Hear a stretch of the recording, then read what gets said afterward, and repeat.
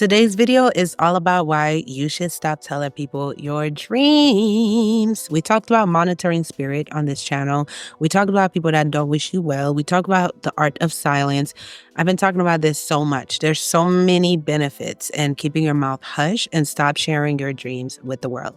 And in today's video, I am going to use a Bible example. You don't gotta worry. It's not gonna be all preachy and sermony. I'm gonna apply it to real life too. But we're going to talk about Joseph and his brothers and use that in our real life and how sharing your dreams, talking too soon, talking too much can really create envy in the worst way. Okay? But before we get into that first, hey friend, welcome to my channel, Korean Allude, where we deep dive and break down the most iconic stars through history. If you're not yet subscribed, please be sure to do so. And if you're already subscribed, please turn on your notification bell so you never miss an upload.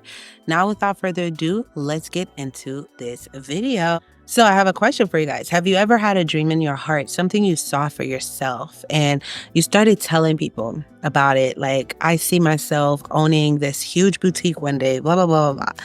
And then you noticed that there's like a look of discontent with the people that you're sharing with. And as we're growing, we can be very naive. We learn from experience and from past mistakes, but we don't always know. When you don't know, you make mistakes, right? And so part of not knowing and making the mistakes is oversharing, and then realizing when it's too late that, oh my goodness, I overshared and this person is indeed not happy for me. So the example I want to use is Joseph. And we'll start at verse 5, right? So Joseph had a dream, and when he told it to his brothers, they hated him all the more. He said to them, "Listen to this dream I had. We were binding sheaves of grain out in the field when suddenly my sheaf rose and stood upright, while your sheaves gathered around mine and bowed to it."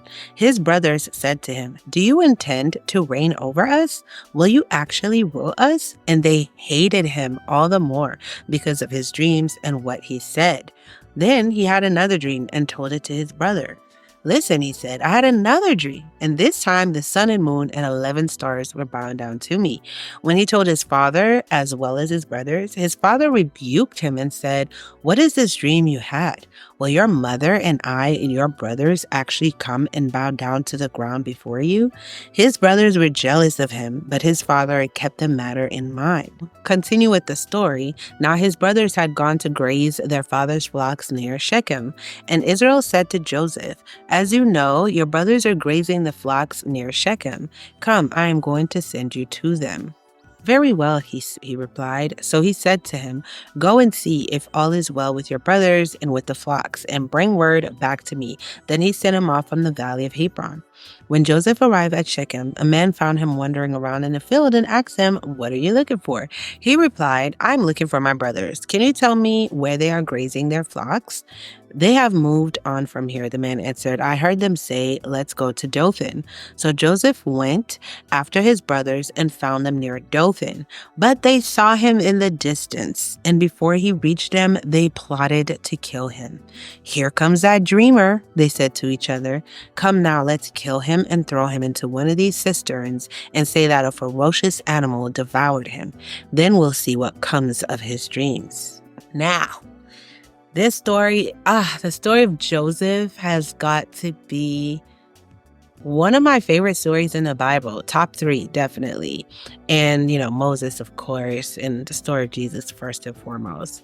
But it's like Joseph's story can apply to you in so many ways in life. You don't even have to be Christian. You saw the disdain. Here comes that dreamer.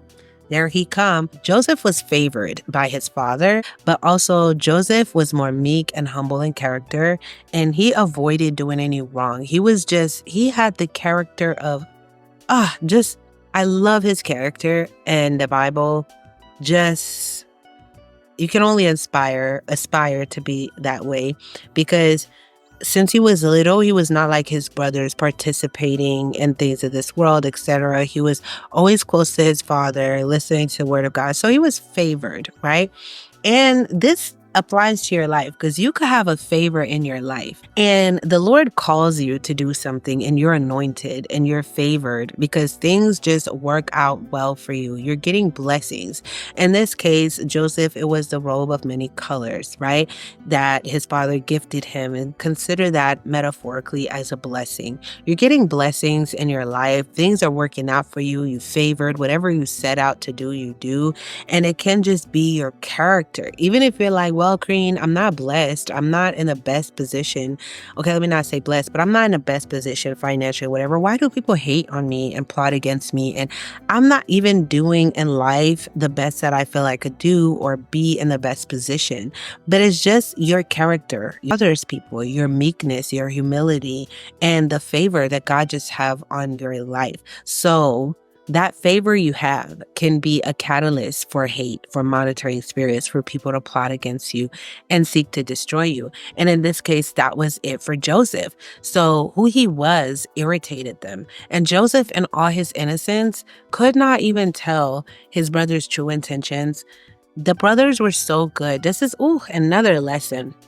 People will be so good at concealing their hate or disdain for you that once they strike, you never see it coming, right? Because Israel, Jacob, which was their father, could not see that his other sons did not like Joseph. And he was supposed to be the figure of wisdom in the house. But that's because the other sons concealed it so well that Joseph couldn't even see it. He was blindsided, and Israel could not even see it. So there's people around you right now, whether it be siblings, family, friends, they hate you a lot, but they're really good at concealing it, that you cannot see it. You're blinded, and then once they strike, that is what is called a betrayal. You feel betrayed. I didn't see this coming. Where did this come from? We were so good friends, or he was the best husband, and this and that. Because it could be your husband or your wife too that hate on you, throw salt on you, and try to destroy you too. And you do not see it coming, and it comes out of nowhere because it's concealed. And the whole time, God sees their heart and that they are plotting against you, right? So Joseph, happy to see his brothers from a distance, it says. There's a lot of Bible commentary on this, and oh my goodness, it just goes deeper into the story. But he's very happy to see his brothers and running towards them, not suspecting a thing. And the whole time, it's kind of remind me of that Shanquella Robinson story, that she was just having fun with her friends, right?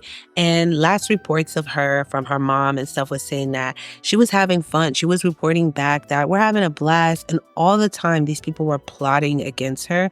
It's similar to that with Joseph. If you yourself, you've ever gone into a space or a room and then maybe the atmosphere didn't change. You're just going in there all chill and happy. And the whole time, everyone was just whispering and plotting and disgusted by you. And you don't even know. It hurts, right? But this is why the Bible say, be vigilant, be aware, and pay attention. And this is why I encourage reading books on people's manipulative tactics, their seedy ways, how to read people's body language, certain word choices that they use. Because he should have spotted from the first time that he told them the dream that they say they rebuked him and was like, what? He should have spotted from there to just be quiet, which goes into my second one, that Joseph did not know when to be quiet in that instant, which I'll say for you, people throw their shade, their salt, and I've done a lot of videos on those things on this channel where people, and I'll post a monitoring spirit video in the comments if you haven't checked that out yet, check that out. But people throw their shade. They let us know all the time, what their true intentions are, what their plans are for us, just based on their response and dealing with us. And yet we seem to just be blindsided all the time because we chose to ignore the things that were in front of our face. So Joseph ignored the signs, and he should have gotten it. He didn't know when to be quiet. And sometimes people are giving you signs over and over. They're showing you to your face that they don't like you, and their actions and their words, and you ignore it. You make excuses for it, and then you end up blindsided. And it's like, but the evidence was always right there, and you did not know when to chill, when to step back, when to hey, I see this, let me move carefully. it is possible that you could in the future mean me harm, and you're just concealing it very well. We let our guard down, we talk ourselves out of our only to find out that we were always right, which is insane. The other thing that I like about this Joseph story on the spiritual sense, I'll tell you guys, is that when you are a good person, you are kind, you are genuine, yes, bad things happen to good people all the time. It does. And Joseph's story is like a testament of that. Like, bad thing happened to Joseph, and he didn't deserve it. He didn't deserve what his brothers did to him. And he was pleading with them, please, like, please. And they did not care. They, no compassion, just sold him off, never for him to see in his mind, I'm never going to be able to see my father again. My life is over. You know, that was basically it. That was a bad thing happening to a good person. But what I got from this story also is that sometimes expressing your dreams to people can land you in bad situations. Bad things happen to you, but when you serve a higher purpose and you serve God, like, let's speak in the religious sense real quick. You serve God. You don't give up on God when bad things happen to you. You don't quit, mock him, curse him. Job is also a story that shows you that in the Bible, and you start to doubt or anything like that, like you give up. You just know, hey, I have a higher purpose. I don't understand it right now, but God is the author of my life.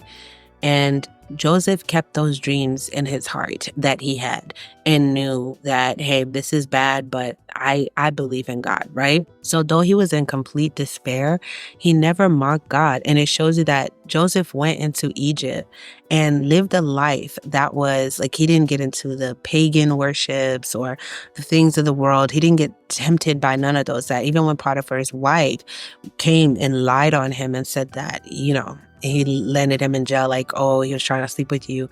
He ran from that. And he didn't say, how could I do this great sin against Potiphar alone? He said, against my God. Like, he stood for God. It was, I could not do this great sin against God.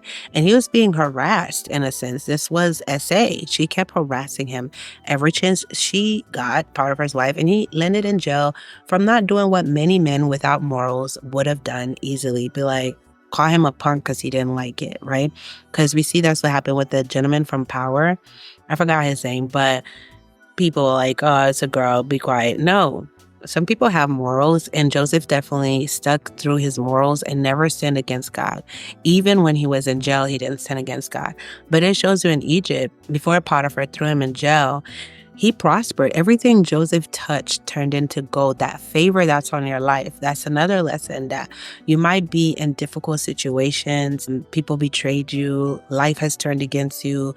But that favor, that calling that you had in your youth, that you felt, that dream that's in your heart, God is still calling and placing it in your heart. And the favor followed him through every bad circumstance that he was at. Everything he touched turned to gold. Everything he did prospered, to the point where Potiphar was just like, you can be in charge of everything. My house is your, all he had to worry about. The Bible said all Potiphar had to worry about was what he was going to eat. That's how well Joseph was taking care of his home.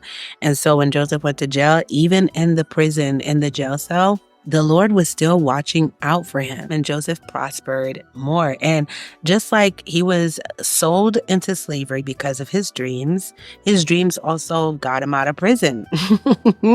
Interpreting dreams got him out of prison.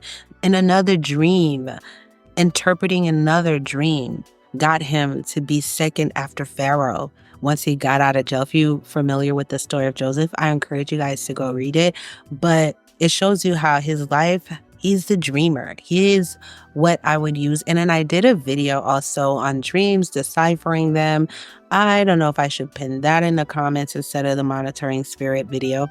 I'll pin that one in the comments about dreams and, you know, all of that stuff. I'll pin that one in the comment, but do check out monitoring spirits. I'll put it in the end cards for you guys and in the end screen where I did that video also. But he was just all that, like, God used dreams to get him where he needed to be. And that goes to show, when you have a dream also, whatever is placed in your heart, what's for you is literally for you. Even when the enemy tries to stop that dream, like they tried to take his life, right? God already gave him that dream and spared his life, like, because the dream was in him. That very thing that the enemy meant for evil, God will turn it around. That's what the Bible verse means. God will turn it around for your good. So that thing that was meant for evil, or Joseph is dead, they sold him into slavery. They took his robe, put blood on it, gave it to Israel, and was like, oh, Joseph is dead. And now I can only imagine how their hearts sunk when they saw that he was alive. And Joseph's dream came true, came to fruition, and was reality. What the devil meant for evil, God turned it around for Joseph's good and for the good of his family and all of Israel, all of it. And it just goes to show you in the history of mankind and the history of the world that there's never, with God, there's never anything bad that doesn't have its purpose. It may not make sense. It may not make sense. And my life is definitely a testament to that. Things that just doesn't make sense always make sense to me later. And I'm like, oh my goodness.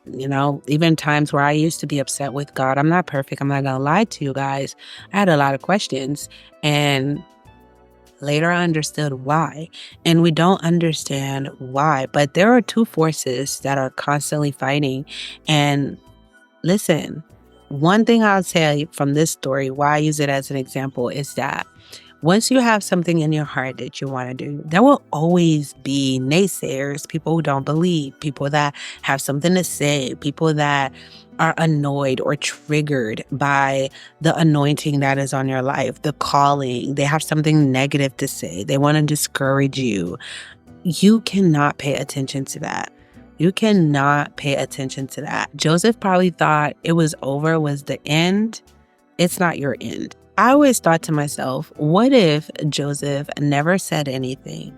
How would this dream come to be? God would have found another way regardless for him to end up in Egypt. He would have found another way regardless. But this was the way, and his life was used as a lesson, right? But I always wondered that. And in the cautionary tale for us, I'm not saying, I don't want you guys to take this like, okay, Joseph still spoke and his dream still came to be. So let me still speak. My dream will still come to be. And I don't have to use no kind of discernment, or I don't have to walk on eggshells. I'm going to just speak my mind. My dreams will still come to pass because that's what happened for Joseph. No, do not have that mentality. Regardless, we know better. We have to do better. We cannot, whatever God has for us, true, cannot be sabotaged. It cannot be sabotaged. But we can delay our own blessings. That's biblical too. That's another video I could do. Many examples of when people delayed their own blessings, whether from their own disbelief, from lack of obedience. Oh, I'm just thinking of so many examples already. Or from them just talking too much, talking too soon, laughing, mocking.